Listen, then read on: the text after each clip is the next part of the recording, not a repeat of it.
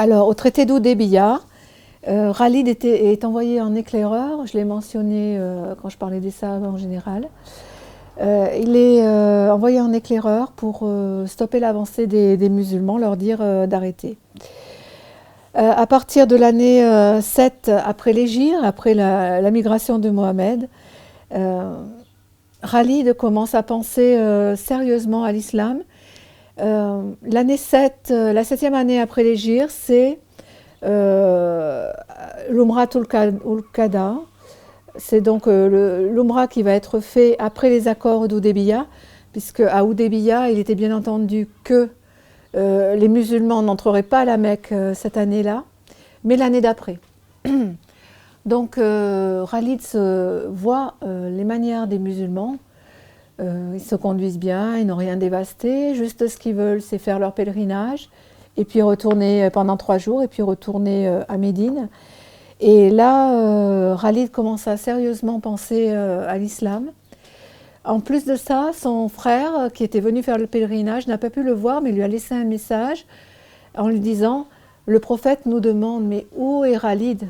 Où est Khalid? Pourquoi quelqu'un aussi intelligent que lui n'a pas accepté l'islam? Il nous serait d'un grand secours pour l'islam. Son bénéfice serait énorme pour l'islam. » Voilà. Donc, Khalid pense à l'islam et Khalid va fuir la Mecque pour aller se convertir. Donc, bien sûr, les Quraysh sont un peu en colère, on va dire. Déjà, un autre stratège des Quraysh est parti, Amr ibn al-As. Il est parti, mais lui, il n'est pas parti pour se convertir, il est parti parce que, comment dire, il ne voulait pas assister au déclin de la Mecque, il voulait se tenir en dehors de tout ça.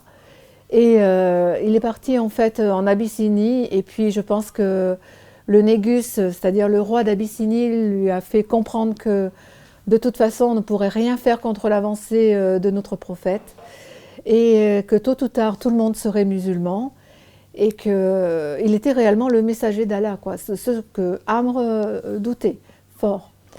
Donc partant de là, il était sur le chemin de Médine quand il a croisé Khalid qui lui partait directement à Médine se convertir. Donc ils se sont un peu parlé, pourquoi tu es sur ce chemin, etc. Et bien voilà, moi je pense ça et je pense ça. Donc tous les deux ont fait le chemin ensemble. Alors ils étaient avec quelqu'un d'autre, ce quelqu'un d'autre c'est Uthman ibn Tala. Toute la famille de Uthman ibn Tala, même de nos jours, ce sont les gardiens des clés de la Kaaba. Depuis Uthman jusqu'à de nos jours, c'est des gens qui ont été protégés et qui se sont transmis les clés de génération en génération. Donc c'est une autre grande personnalité qui là va se convertir à l'islam. Voilà.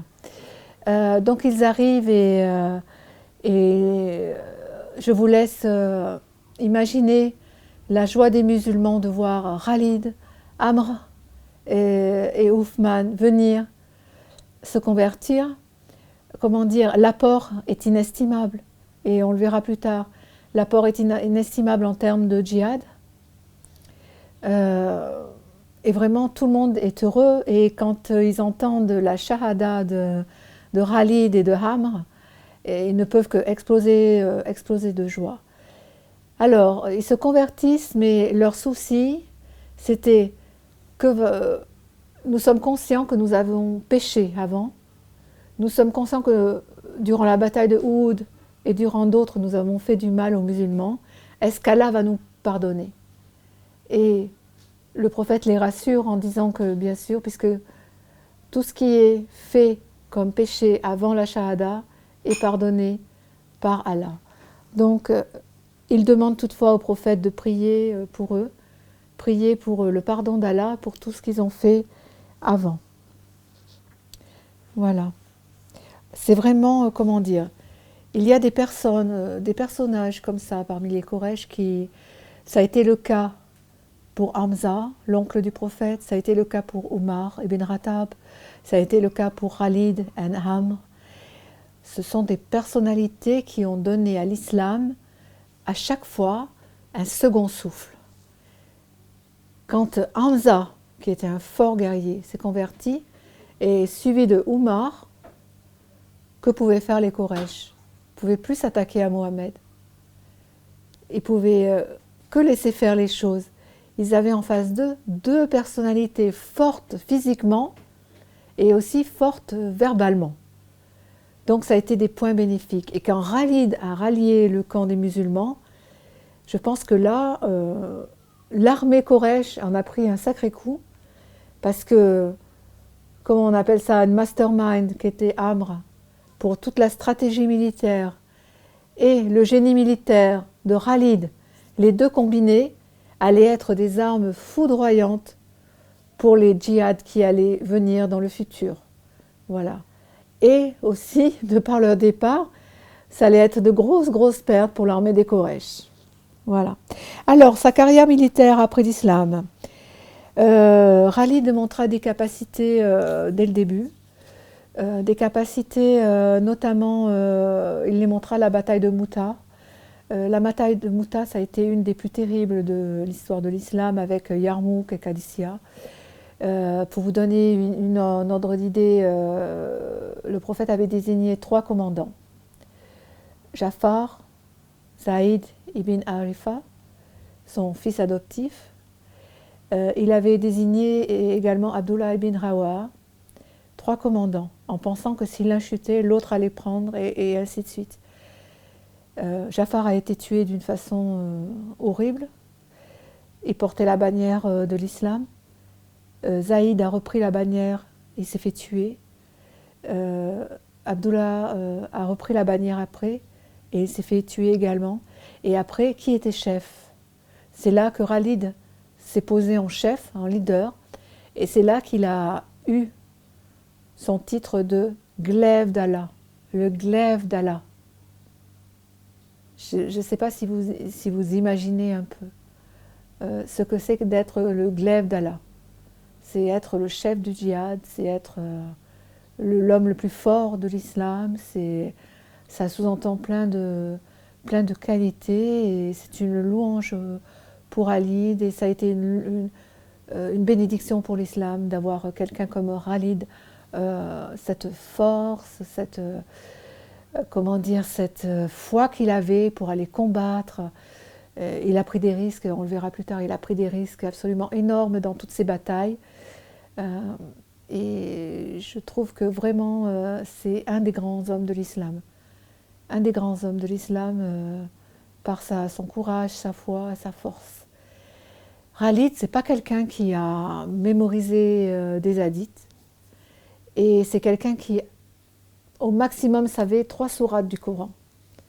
Il avait un problème de mémoire a priori, mais c'est quelqu'un qui a donné tellement à l'islam sur le terrain, tellement. Et regardez, chaque sahaba a une spécificité. Chaque sahaba. Regardez Salman, ce qu'il a apporté dans l'épisode précédent, je vous l'ai dit. Regardez maintenant Khalid. Khalid, c'est un militaire. On ne va pas l'employer pour être un ulama, pour être un savant.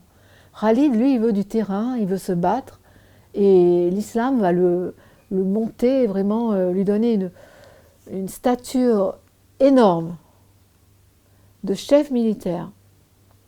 Et ce qui prouve que quand on prend une personne, employer ce qu'elle sait le mieux faire, c'est toujours aller vers le succès.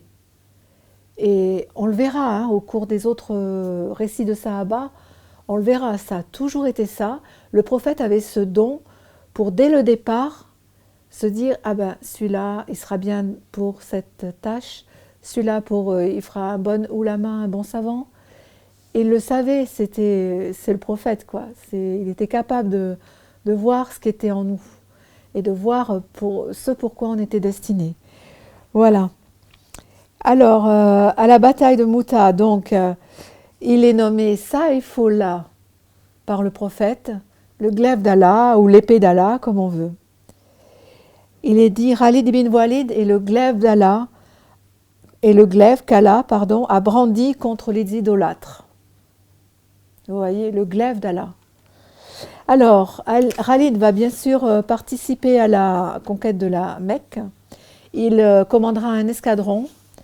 Alors, cet escadron va rencontrer une petite résistance. Ce sera il y a eu trois escadrons qui rentraient de chaque part et d'autre de la ville, de chaque porte. Et donc lui a rencontré une petite résistance de Quraysh qui était... C'était une revanche de Badr pour eux. C'était, on voit, il y avait Ikrima ibn Abu Jahl, il y avait Safwan ibn Umayyad, il y avait Souhail ibn Amr. C'était une vengeance en fait d'avoir perdu leur père à Badr pour Ikrima et Safwan.